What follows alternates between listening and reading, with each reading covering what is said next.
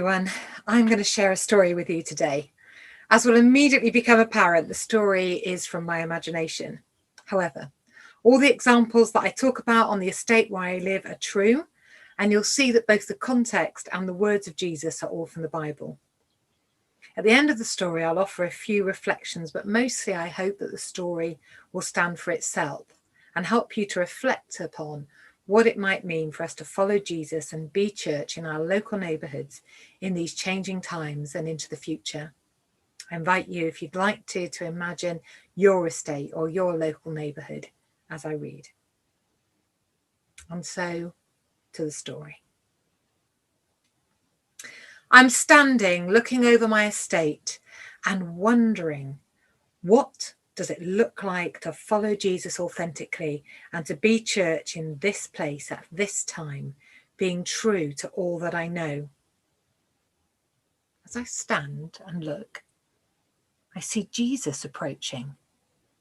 He's talking. Whoever wants to be my disciple must deny themselves, take up their cross and follow me. But sometimes it's hard, Lord. I've already denied my own plans, my own tastes in housing, my own friends, my own ways of being church. I didn't choose to live in new housing. I didn't even agree with it being built. I see Jesus is still talking. For whoever wants to save their life will lose it. But whoever loses their life for me and for the gospel will save it. I lower my head. I believe in your good news. I choose life. I want to be a disciple. Help me to understand what it looks like in this neighbourhood that you've called me to. Jesus is beckoning me. He's leading me down an ancient, narrow path. As I begin to catch up with him, I see that he's walking towards a well. A woman is sitting there. I can tell Jesus is far from home in a new context. This is Samaria, not Judea. He's meeting the woman in her community, not his. And I see that this is what God is calling me to do, to step out of my comfort zone and meet people in their context and their communities, not to try and bring people into my local neighbourhood or my church. I wait, listening eagerly. What is Jesus going to tell this woman? And then I hear that he doesn't tell her anything. He simply asks her for a drink. His humility is so humbling. The Son of God incarnate asks a question and starts a conversation as equals, as friends. Lord, help me to go into my new estate humbly. Help me to lay down any feeling of entitlement. Even if I feel called by you and empowered by the church, help me not to dive in with my own agenda and to tell people what I think, but to sit alongside, asking questions, humbly making friends as an equal. On my local estate, there are people who are very unlike me. Help me to openly embrace otherness, not to embrace any superior status that the world may attribute to me, or to shy away with an inferiority complex. Help me not to be scared to engage in a culture different from my own. Help me to love people equally, whether they live in social, private or rented housing, whether they have a job or are unemployed, on minimum wage or a high earner. Help me not to shy away from those who hold a different political, moral or religious view from me. They begin to talk, Jesus and the woman, about God and faith. But it's not weird. It sounds natural. It just emerges in their conversation. I remember afresh that this is how you want me to talk on my estate, naturally, contextually, not being weird. And I quietly thank God that I have been able to chat about why I moved to this estate naturally as other people have shared their stories. I felt I was meant to be here, they have told me. Me too, I said. Tell me about it, I said. I saw a rainbow, they said. I had a call from God, I said. Tell me about it, they said. I'm drawn out of my prayer of thanksgiving to listen again to Jesus and the woman. What's this? Jesus is speaking into her situation.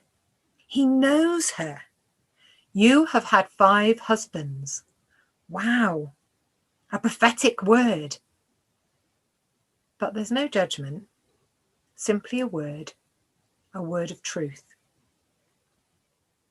And I am challenged again that words of truth, prophetic words, are not to be kept within the confines of people who share my views and my faith, not within the walls of church or boundary of Christians.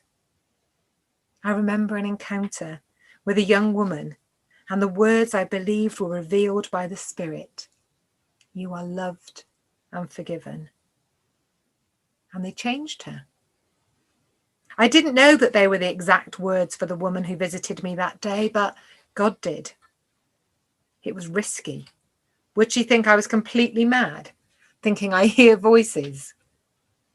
But no, she received it and heard a greater truth that went beyond the words that I spoke. And so too this Samaritan woman. She hears not just the revelation, but the hint that leads to a greater truth. There is something special about this man. Is he a prophet? For me, it isn't always easy. Sometimes I get it wrong. Sometimes it feels more costly. Sometimes it's rejected. Whoever wants to be my disciple must deny themselves. Rings in my head. I listen again. They're talking about faith and worship. Surely now Jesus will set the woman straight. This is a specialist subject. She's asking him about worship venue. Oh, but Jesus doesn't seem interested in place. It's not about where, apparently. God isn't confined to a geographical place. He is spirit. It's about worshipping in spirit and in truth. So it's not about securing a venue on my estate, a church building. It's about God as spirit, seeping into every place.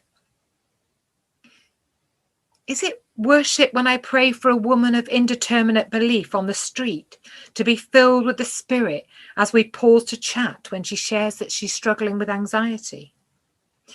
Is it worship when I ask God to show me who needs the food I've been donated and someone messages me and asks for help and I tell them I believe there's a God and he has answered their prayer? Is it worship when I meet on Zoom with local children from Hindu, Christian and secular backgrounds and read a Bible story? Is it worship when I stand alongside a woman in my front garden who's feeling depressed and isolated because of lockdown, who is not a Christian and is confused by the tears that begin to flow as she is heard and she realizes she is not alone? Is that the Spirit? Is that truth? And what about virtual pamper night online during lockdown? I can't sit at people's feet and wash and massage their feet as usual, actively copying the servanthood of Christ. But I can seek to serve them and embody God's love through friendship, affirmation and encouragement. As I do that for the least of Jesus's sisters. Is that worship to God too? Can all those be places of worship?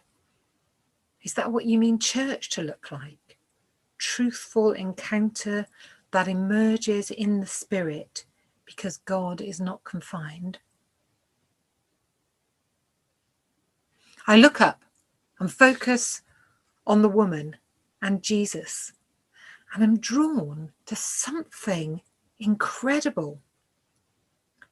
Suddenly, by a well, not in a temple, doing a daily domestic chore, somehow someone with unorthodox religious beliefs encounters the revelation of Christ. I am he, says Jesus. Wow. Lord, show me where the wells are. The daily domestic places where people, usually beyond the walls of the church and Christian faith, can encounter the revelation of Christ through me. Oh, what's this? Jesus' followers are returning. They look confused and disapproving, although nobody is mentioning it. I've also felt a disapproval of others, spoken or unspoken, that somehow what I'm doing isn't proper worship or church. And I think of Peter eating with Cornelius and Paul in Antioch, and remember that God is bigger and won't be contained in one way or one tradition. The woman scurries off, but everything has changed. It's her, not Jesus, who tells the rest of the community. Jesus hasn't told her what to say or do. He hasn't trained her up. She's simply going for it. Help me, Lord, to let others lead, even unexpected people who may not fit into my definition of leader or missionary. Help me to respect those in the neighbourhood who have so much to offer. And thank you, God, that I've seen you raise up local people, reveal yourself to them and empower them to serve you. I start to leave. Oh, but wait, the woman is back with lots of others. They want Jesus to stay, to tell them more. How wonderful. Jesus hasn't imposed himself on the community. He simply waited to be invited. Help me to wait to be invited by the community. Thank you that you stopped me starting a church gathering until local people asked us to.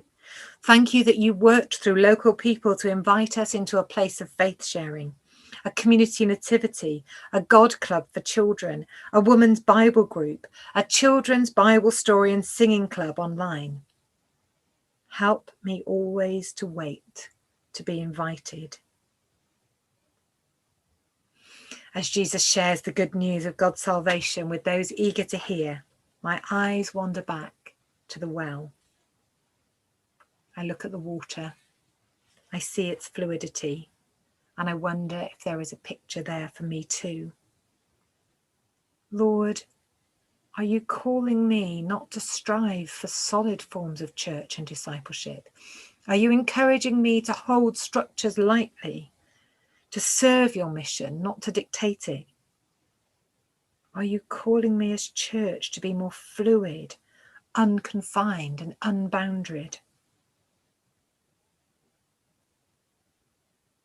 And do I need to be poured out, just like Jesus, so that church may seep into all areas of life, just like the Spirit? Jesus is beckoning me again to follow him into a new future. He is the way. He is the truth. He is the life. Help me to discover your ancient paths.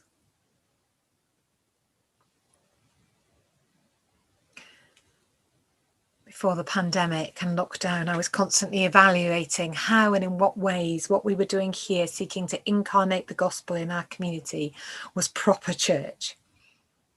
We have a Sunday gathering, and that's recognised as church by most people. But to me, church was happening all over the place. There are times as I've shared the story when God's Spirit was so tangibly present with those who don't normally have any connection with a church. We're living out our DNA values, seeking to unconditionally love, bless and serve the community, to be authentic rather than pretend to be perfect, to join in with the Spirit and to nurture faith. We're being church in the community, not just gathering as church. When lockdown struck, it didn't feel like much changed, really. Although communication moved online, we continue to love, bless and serve the community, join in with what the Spirit was doing by listening to our community. And I believe God has spoken to me about doing this more, to move away from trying to look like a model of church that was developed in Christendom and allow Jesus to lead me down ancient paths into a renewed future.